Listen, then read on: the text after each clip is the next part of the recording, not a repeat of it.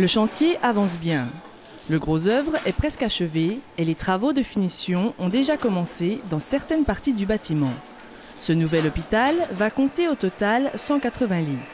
Il n'y aura donc pas d'extension de capacité par rapport à l'ancien hôpital, mais il va offrir des conditions d'accueil très nettement améliorées, grâce notamment à quelques petites innovations. Dans les innovations, on peut notamment citer bien sûr une isolation thermique et phonique très largement en progrès par rapport à ce qu'on a connu dans l'ancien bâtiment. À titre d'exemple, les performances énergétiques de ce bâtiment seront 30% supérieures à la réglementation thermique 2005, qui est la norme qui était opposable lors du dépôt du permis de construire, donc avec un bâtiment basse consommation. On aura également à l'intérieur un système de Wi-Fi avec un système de téléphonie sans fil DECT, des liaisons informatiques à tous les étages, notamment pour la dispensation des médicaments, donc un certain nombre d'apports technologiques importants.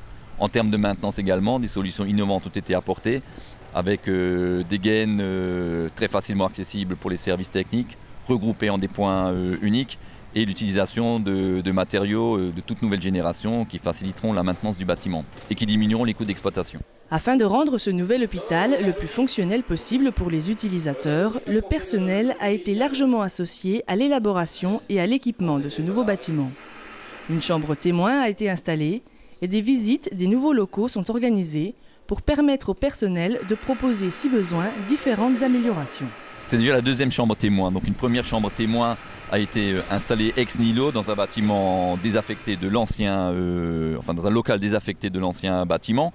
Donc suite à cette création de première chambre témoin, le personnel était invité à faire part d'un certain nombre de remarques, de réflexions, d'améliorations apportées. Ces améliorations ont été prises en compte dans la mesure effectivement des possibilités financières et techniques.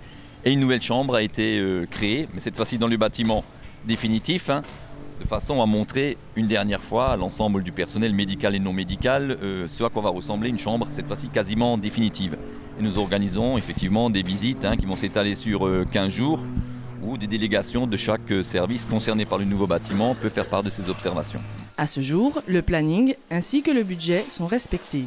La livraison du nouvel hôpital est prévue le 12 janvier 2011 et la mise en service devrait se faire au mois de mars.